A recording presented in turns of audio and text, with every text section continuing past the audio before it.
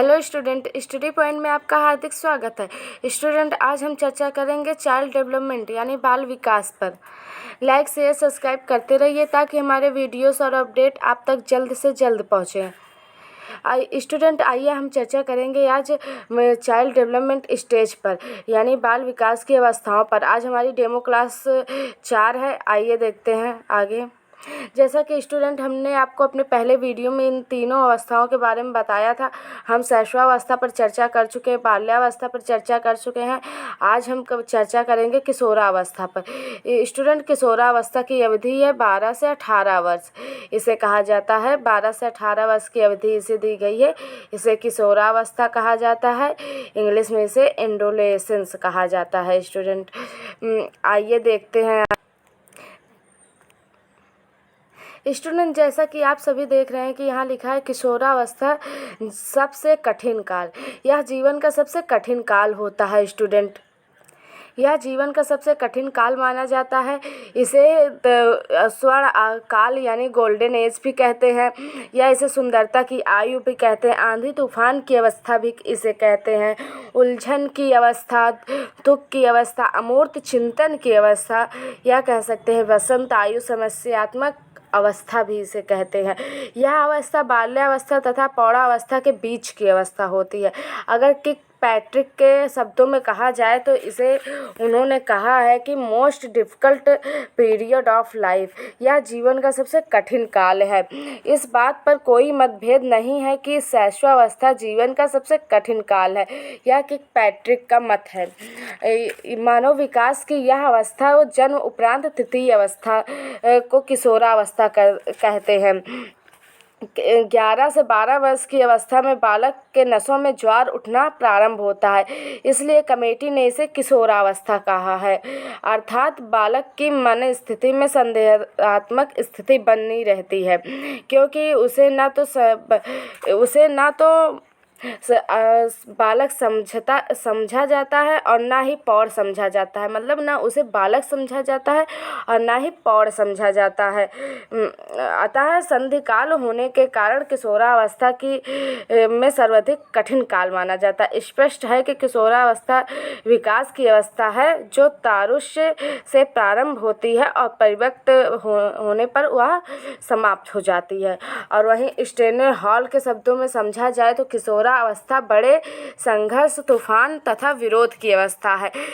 Steiner hall ने किशोरावस्था को 4 शब्दों के रूप में परिभाषित किया है। संघर्ष, तनाव, तूफान और विरोध की अवस्था से इन्होंने इसे परिभाषित किया है।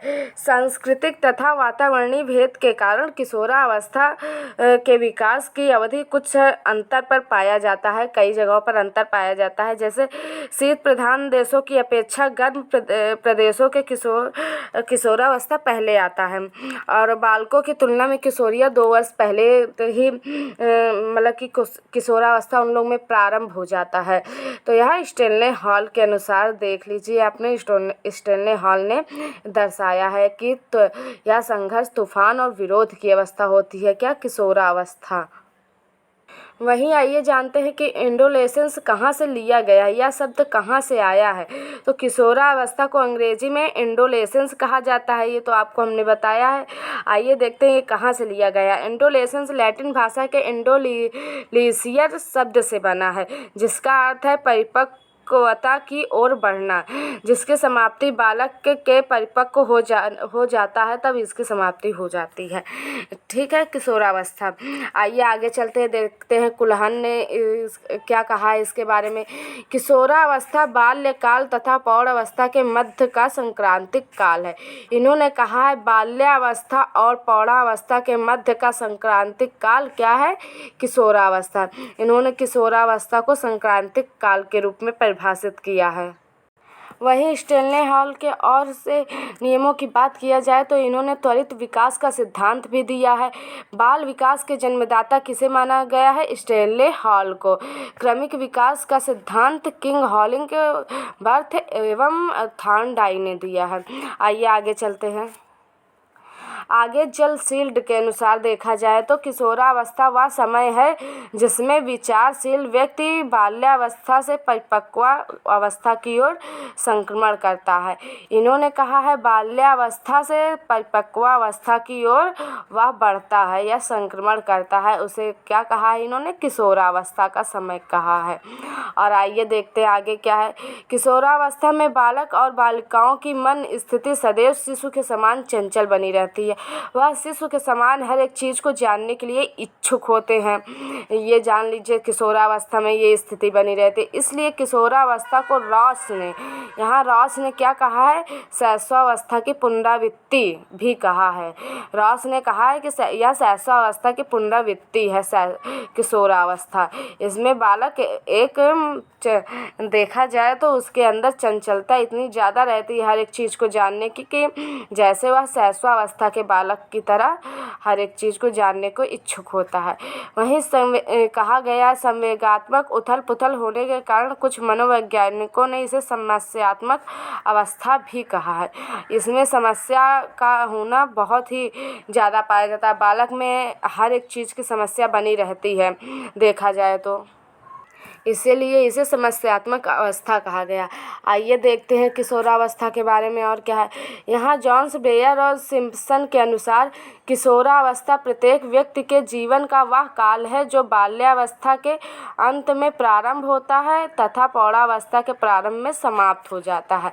इन्होंने कहा है कि बाल्यावस्था के अंत में प्रारंभ हो जाता है और प्रौढ़ावस्था के अंत में समाप्त हो जाता है। जब व्यक्ति प्रौढ़ हो जाता है तो उसके अंदर किशोरावस्था का समापन हो जाता है और बाल्यावस्था में इसकी शुरुआत होती है। जिस प्रकार गर्मी की ऋतु समाप्त होने पर जाड़े की ऋतु प्रारंभ होती है, गर्मी ही जाड़े की प्रभाव परिलक्षित होने लगता है, ठीक उसी प्रकार किशोरावस्था बाल्यावस्था और प्रौढ़ावस्था के मध्य का संक्रांतिक काल है। किशोरावस्था को जीवन का बसंत काल भी कहा जाता है। यह अवस्था तूफान झांझोवत की अवस्था है। अतएव इस अवस्था का बारीकी से अध्ययन करना शिक्षक तथा शिक्षा मनोविज्ञान में रुचि लेने वालों के लिए परम आवश्यक है। यहाँ ये भी कहा गया है। उपयुक्त परिभाषाओं की विवेचना से स्पष्ट है कि किशोरावस्था विकास की वह अवस्था है जो तरुण से प्रारंभ होकर परिपक्वता के उदय होने पर समाप्त हो जाती है। यह किशोरावस्था के बारे में कहा गया है। आइए देखते हैं आगे यहाँ किशोरावस्था की प्रमुख विशेषताओं के बारे में बात किया गया है कि उसकी प्रमुख विशेषताएं क्या है किशोरावस्था की।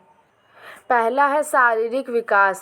शारीरिक विकास की बात की जाए तो किशोरावस्था में यौन प्रारंभ के लक्षण प्रकट होने लगते हैं। किशोर किशोरियों में क्रमशः पुरुषत्व और मातृत्व प्राप्त करने की दिशा में अग्रसर हो जाते हैं। शारीरिक ढांचे के तथा मांसपेशियों में दृढ़ता आती है। 14 से 15 वर्ष की अवस्था में मासिक धर्म प्रारंभ हो जाता है। देखा जाए तो शारीरिक अवस्था में मासिक धर्म प्रारंभ हो जाता है और बालक तथा बालिकाओं दोनों को अपने शरीर और स्वास्थ्य की विशेष चिंता रहती है। बालकों के लिए सबल स्वस्थ और उत्साही बनना एवं बालिकाओं के लिए अपनी आकृति को नारी जाति के लिए आकर्षक प्रदान करना महत्व देने लगता है। और वहीं दूसरा मानसिक विकास के बारे में बात किया जाए तो किशोरावस्था में किशोर किशोरियों में मानसिक विकास में पूर्णता को प्राप्त करता है। किशोर एवं किशोरियों में सोचने समझने एवं चिंतन तर्क करने का निर्णय लेना और तथा समस्याओं को हल करने की क्षमता का विकास होता है। इस समय किशोर किशोरियां वास्तविक जगत के साथ साथ कल्पना लोक में विचरण करते हैं। कल्पना की अधिकता के कारण लोक में विचरण करते हैं और दिवा स्वप्न की स्थिति में रहते हैं। किशोर की अपेक्षा किशोरियों में कल्पना शक्ति अधिक होती है। यहाँ जान लीजिए कि किशोर की अपेक्षा किशोरियों में कल्पना शक्ति अधिक रहती है। किशोरियाँ अकेले बैठकर कल्पना लोक की ताने बाने बुनती रहती हैं, जैसे यह पर्याप्त हो जाए वह पर्याप्त हो जाए, और वे अच्छे गुणों का धन संपादन का साथ प्रतिष्ठावान रहती हैं। यहाँ ये कहा गया है। वहीं तीसरा बात करें प्रतिष्ठा एवं पदवी की आवश्यकता। तो यहाँ बात की जाए प्रतिष्ठा एवं पदवी की आवश्यकता की, तो किशोर व किशोरियों में अपनी विशिष्ट पहचान या पदवी बनाए रखने की इच्छा होती है, जिससे वह समाज में अच्छे लोगों के उचित सम्मान मिल सके, अच्छे लोगों का उचित सम्मान मिल सके, यह उनकी इच्छा रहती है। और वहीं वित्तीय समस्या की बात की जाए तो चौथा है हमारा वित्तीय समस्या। इसकी बात की जाए तो किशोरों को वित्तीय समस्या का सामना करना पड़ता है, क्योंकि वो अपने साथियों के साथ अधिक से अधिक पैसा खर्च करके अपने मित्रों को प्रभावित करने का प्रयास करते हैं। दूसरे शब्दों में वे मित्रों के बीच धन के प्रभाव को से अपना प्रभाव स्थापित करना चाहते हैं, यह देखा जाता है किशोरों में। ठीक है। वहीं पांचवें प्रमुख विशेषता की बात की जाए तो स्थिरता तथा समायोजन का अभाव। इस समय किशोर किशोरियों में स्थिरता तथा समायोजन का बहुत अभाव रहता है। उनकी मन स्थिति शिशु के भांति अस्थिर रहती है। रॉस ने इसे कहा है किशोरावस्था को शैशवावस्था की पुनरावृत्ति। उन्होंने कहा है, रॉस ने शैशवावस्था को किशोरावस्था की पुनरावृत्ति कहा है। किशोर एवं किशोरियों का व्यवहार क्षणभंगुर रहता है, क्योंकि उनकी मन स्थिति शिशु जैसी रहती है।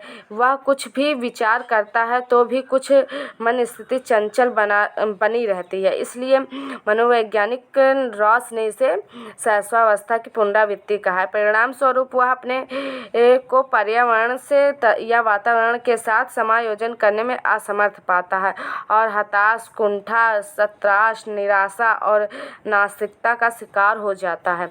वहीं अगर मादक वस्तुओं के सेवन की समस्या की बात की जाए तो किशोर में मादक वस्तुओं के सेवन से संबंधित समस्या अधिक विकराल हो जाती है।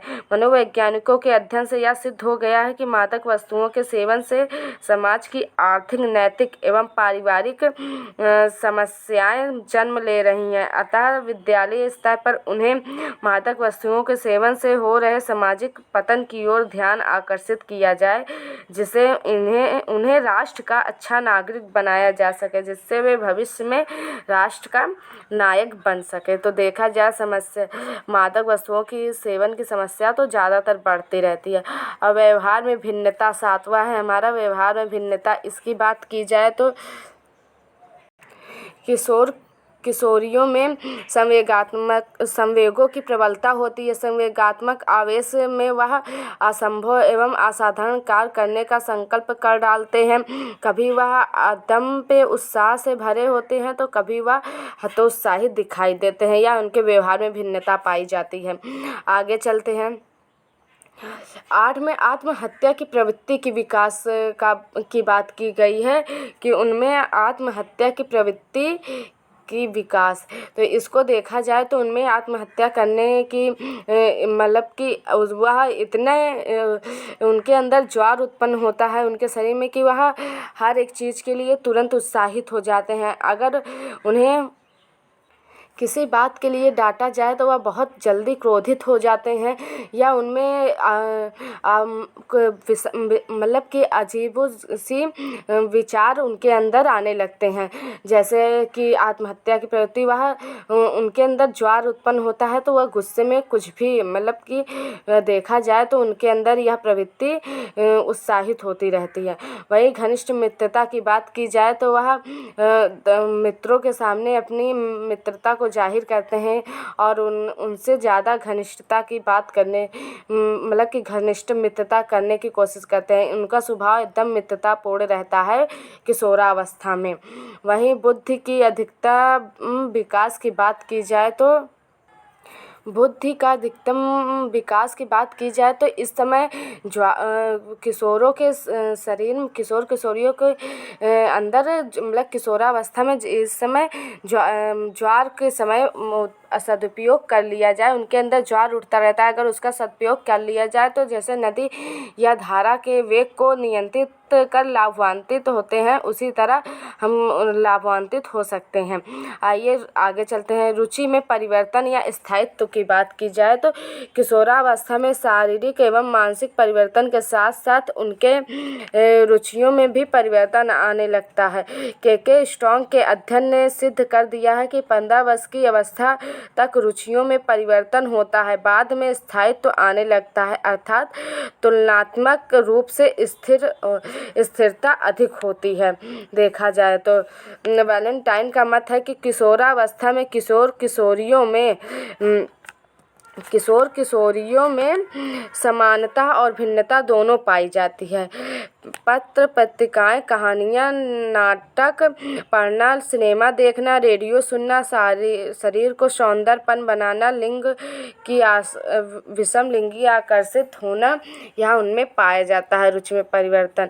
और बहिर्मुखी प्रवृत्ति की बात करें तो इसमें किशोरावस्था में पूर्णतः बहिर्मुखी विचार होते हैं किशोरावस्था में। जैसा कि हमने बताया है आपको कि शैशवावस्था में अंतःमुखी होते हैं बच्चे, और फिर बाल्यावस्था में बहिर्मुखी, और किशोरावस्था में पूर्णतः बहिर्मुखी प्रवृत्ति होती है।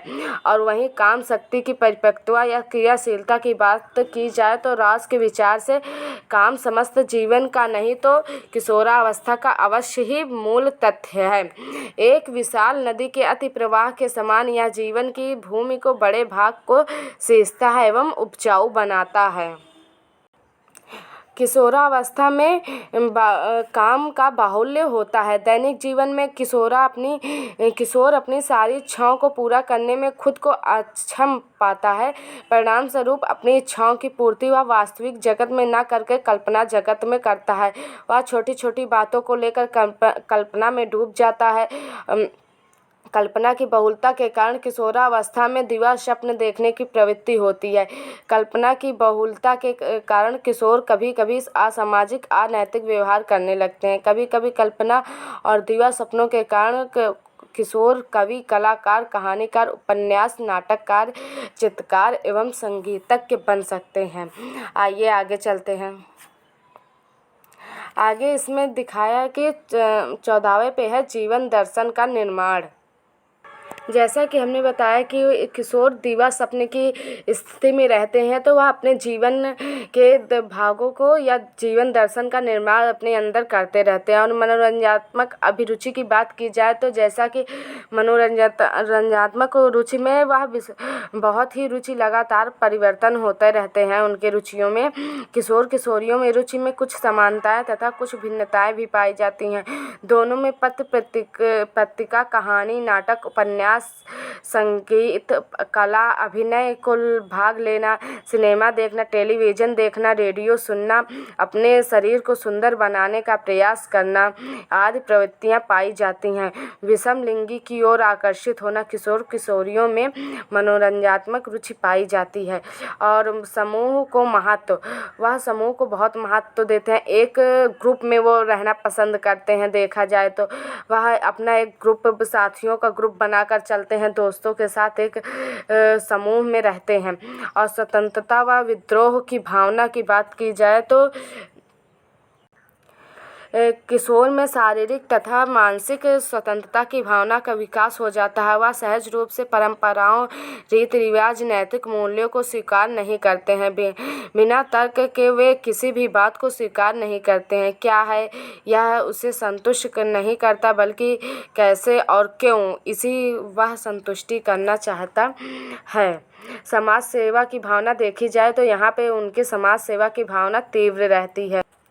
शैशवावस्था की स्वार्थ भावना किशोरावस्था में परोपकार भावना का रूप ले लेती है। इस अवस्था में त्याग तथा परोपकार की भावना प्रबल होती है। देश, समाज तथा मित्र मंडली के लिए किशोर किशोरियां जान की बाजी लगाने के लिए तैयार हो जाते हैं।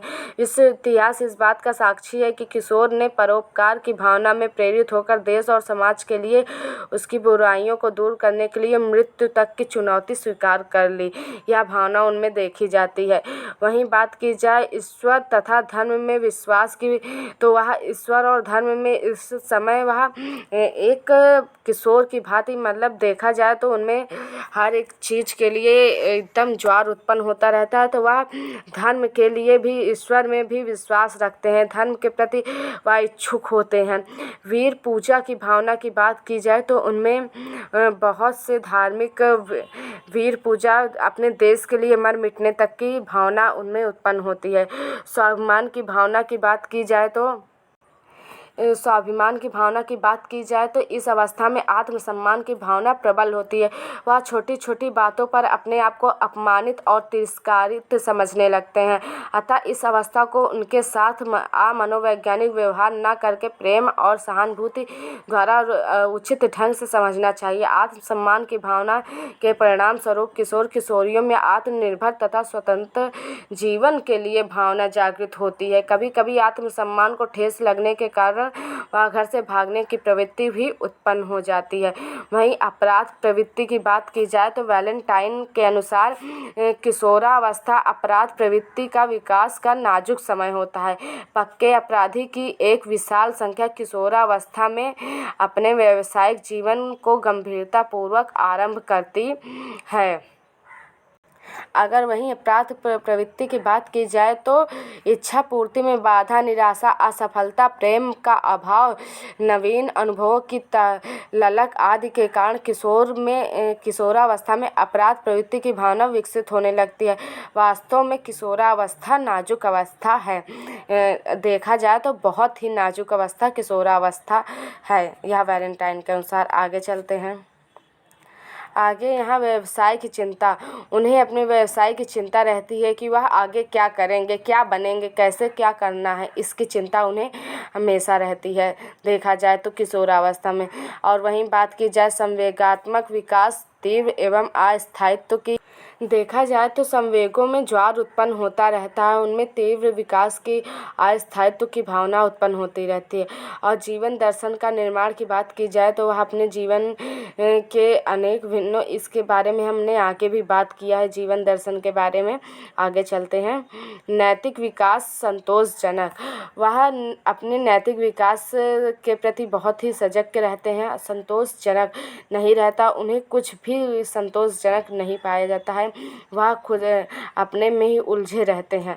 और कल्पना का बाहुल्य की बात की जाए तो हमने जैसा कि बताया है कि किशोर किशोरियाँ अपने ही कल्पना जगत में डूबे रहते हैं। वह कोई छोटी छोटी बात पर वह सोचने लगते हैं, दीवा सपने की स्थिति में आ जाते हैं। ये भी इसमें देखा जा सकता है कि वह दीवा सपने की स्थिति में आ जाते हैं। अगर बात की जाए किशोर अत्यधिक कल्पनाशील होते हैं। किशोरों की बात की जाए तो वह अत्यधिक कल्पनाशील रहते हैं। कल्पना की प्रबलता के कारण इस उम्र में दिवा स्वप्न देखने की प्रवृत्ति बढ़ जाती है। लड़कियों में दिवा स्वप्न अधिक होता है। प्रत्ययों के आधार पर अमूर्त चिंतन की क्षमता का विकास भी होता है उनमें देखा जाए तो। और वहीं जीवन दर्शन की अगर फिर से बात की जाए तो किशोरावस्था में किशोर किशोरियाँ नैतिक अनैतिक बातों पर चिंतन करने लगते हैं, अर्थात अपने जीवन दर्शन का निर्माण करते हैं। किशोर में लिंग संबंधी संतोषप्रद कार्य करने की इच्छा होती है। किशोर वयस्क व्यवहार की अनेक विधियों को सीखने का प्रयत्न करते हैं। और एक बात और देखा जाए तो किशोरावस्था में धड़कन अनियमित रहती है। पति पत्रिका पढ़ना, मनोरंजन करना किशोरों के गुण पाए जाते हैं। वह उनके अंदर यह सब गुण पाए जाते हैं। किशोरावस्था में सर्वाधिक अध्ययन किया जाए तो वह किशोरावस्था की सबसे मुख्य होगी। वहीं देखा जाए तो वैलेंटाइन के शब्दों में घनिष्ठ और व्यक्तिगत मित्रता उत्तर किशोरावस्था की विशेषता है। मतलब घनिष्ठ और व्यक्तिगत मित्रता उत्तर किशोरावस्था की विशेषता है, यह वैलेंटाइन ने कहा है। वहीं बात की जाए तो रचनात्मक कल्पना की क्षमता का विकास भी किशोरावस्था में ही होता है। और देखा जाए तो किशोर बधुआ आदर्शवादी होते हैं। आगे चलिए। यहाँ क्रो एंड क्रो के शब्दों में देखा जाए तो किशोर ही वर्तमान की शक्ति और भावी आशा को प्रस्तुत करता है। किशोर वर्तमान की शक्ति को प्रस्तुत करता है और भावी आशा को भी प्रस्तुत करता है। वहीं स्टेनले हॉल ने देखी किशोरावस्था के बारे में क्या कहा है। उन्होंने कहा है कि किशोरावस्था एक नया जन्म है, क्योंकि इसी में उच्चतर और श्रेष्ठतर मानव विशेषताओं का दर्शन होता है। इन्होंने कहा कि उच्चतर और श्रेष्ठ श्रेष्ठ मानव विशेषताओं का दर्शन किसमें होता है? किशोरावस्था में होता है। वहीं वी.एफ. स्किनर के शब्दों में देखा जाए तो किशोर का निर्णय करने का कोई अनुभव नहीं होता है। उसका अनुभव कोई नहीं होता कि वह मतलब किसी समस्या का निर्णय ले सके। उसके पास अनुभव नहीं रहता, फिर भी वह पौड़ों के समान निर्णय लेने का प्रयास करता है। वैलेंटाइन के शब्दों में देखा जाए तो किशोरावस्था अपराध प्रवृत्ति का विकास का नाजुक समय होता है। इसमें उसके अपराध प्रवृत्ति की भावना ज़्यादा विकसित होती है। और वहीं बात की जाए विंग व हंट का मत है कि किशोरावस्था की विशेषताओं को सर्वोत्तम रूप से व्यक्त करने वाला शब्द है परिवर्तन। परिवर्तन यहाँ किशोरावस्था को मुख्य रूप से व्यक्त करता है कि किशोरावस्था क्या है। इस अवस्था में पूर्णतः बहिर्मुखी हो जाते हैं किशोर, क्योंकि वह अपने और के वातावरणीय समाज में रुचि लेता है। विद्यालय में विभिन्न कार्यक्रमों में बढ़ चढ़कर भाग लेना चाहता है। बहिर्मुखी प्रवृत्ति के कारण किशोरावस्था में किशोर किशोरियों में आत्मनियंत्रण, आत्मनिर्भरता, पारस्परिक सहयोग, अनुशासन, परोपकार की भावना जैसे नैतिक गुणों या तत्वों का विकास होता है। निष्कर्षतः कहा जा सकता है कि किशोर नवीन विशेषताओं के युक्त काल। स्टेनले हॉल का मत है कि किशोरावस्था एक नया जन्म है, क्योंकि इसी में उच्चतर और श्रेष्ठतर देखा जाए तो उच्चतर और श्रेष्ठतर मानव विशेषताओं का दर्शन भी होता है। वहीं अगर विंग और हंट की बात की जाए तो उन्होंने किशोरावस्था की विशेषताओं को सर्वोत्तम रूप से व्यक्त करने वाला शब्द परिवर्तन बताया ही है। आइए आगे चलते हैं। यहाँ कोल सैनिक का मत है कि किशोरावस्था पौड़ों को अपने मार्ग में बाधा समझता है, जो उसे अपनी स्वतंत्रता तथा लक्ष्य प्राप्त करने से रोकते हैं। वह अपने के बड़ों को बाधा समझता है कि वो उसको लक्ष्य प्राप्त करने के लिए वह हमेशा रोकते टोकते हैं। वहीं बी.एन. झा ने जहाँ तक बुद्धि के विकास का संबंध है तो यह किशोरावस्था के अंतर्गत अपने उच्चतम सीमा पर पहुंच जाता है, यह किशोरावस्था में। वहीं वैलेंटाइन के अनुसार देखा जाए तो मनोवैज्ञानिकों द्वारा बहुत समय तक उपदेश दिए जाने के बाद अंत में यह बात व्यापक रूप से स्वीकार की जाने लगी है कि शैक्षिक दृष्टि से किशोरावस्था अत्यधिक महत्वपूर्ण है। यह इन्होंने वैलेंटाइन ने कहा है। आइए आगे चलते हैं। आगे वहीं लंबाई की बात की जाए तो शारीरिक दृष्टि से किशोरावस्था में बालक तथा बालिकाओं में लंबाई बहुत तीव्र गति से बढ़ती है। बालिकाएं प्रायः 16 वर्ष की उम्र तक तथा बालक 18 वर्ष की उम्र तक अपनी अधिकतम लंबाई प्राप्त कर लेते हैं। 18 वर्ष की उम्र का औसत बालक इसी उम्र की औसत बालिकाओं से लगभग 10 सेमी अधिक लंबा होता है। वहीं सिर तथा मस्तिष्क की बात की जाए तो लगभग 16 वर्ष की उम्र तक सिर तथा मस्तिष्क का पूर्ण विकास हो जाता है। किशोरावस्था में सिर तथा मस्तिष्क का पूर्ण विकास हो जाता है। पूर्ण विकास मस्तिष्क का वजन 1 किग्रा 200 ग्राम से 1 किग्रा 400 ग्राम तक होता है। वहीं हड्डियों की बात की जाए तो किशोरावस्था में हड्डियों की अस्थिकरण की प्रक्रिया पूर्ण हो जाती है। अस्थिकरण की प्रक्रिया लड़कों की तुलना में लड़कियों में तीव्र होती है और प्रौढ़ा व्यक्ति में हड्डियों की संख्या कुल 2 से 6 होती है। लगभग 14 वर्ष में किशोरियों में मासिक धर्म प्रारंभ हो जाता है। आगे चलते हैं। आगे यहाँ बात की गई है थायराइड ग्रंथि के सक्रिय हो जाने के कारण किशोरों की आवाज़ में भारीपन आ जाता है, जबकि किशोरियों की आवाज़ में कोमलता आ जाती है। यहाँ देखा जाए तो किशोरावस्था में किशोर की आवाज़ में भारीपन आ जाता है और जबकि किशोरियों की आवाज़ में कोमलता आ जाती है। और इसी जगह धड़कन की बात करें तो इस समय धड़कन 1 मिनट में 72 बार धड़कने लगती है। किशोरावस्था में धड़कन देखा जाए तो अनियमित रहती है, पर यहाँ पर समय का अंदाजा लगाया गया तो 1 मिनट में 72 बार धड़कती है। और वहीं देखा जाए तो किशोरावस्था में शरीर की मांसपेशियों का विकास तीव्र गति से होता है। किशोरावस्था पर सर्वाधिक अध्ययन जी.एस. हॉल ने किया है। जी.एस. हॉल अमेरिका के वैज्ञानिक थे। धन्यवाद स्टूडेंट। आज हमने किशोरावस्था पर बात की है। अगर इस वीडियो में आपको कोई समस्या हो या कोई प्रश्न पूछना हो तो आप कमेंट बॉक्स में लिख दीजिए। हम अगले वीडियो में आपके प्रश्नों का उत्तर दे देंगे। धन्यवाद स्टूडेंट। लाइक शेयर सब्सक्राइब करते रहिए ताकि हमारे वीडियोस और अपडेट आप तक जल्द से जल्द पहुँचे। धन्यवाद।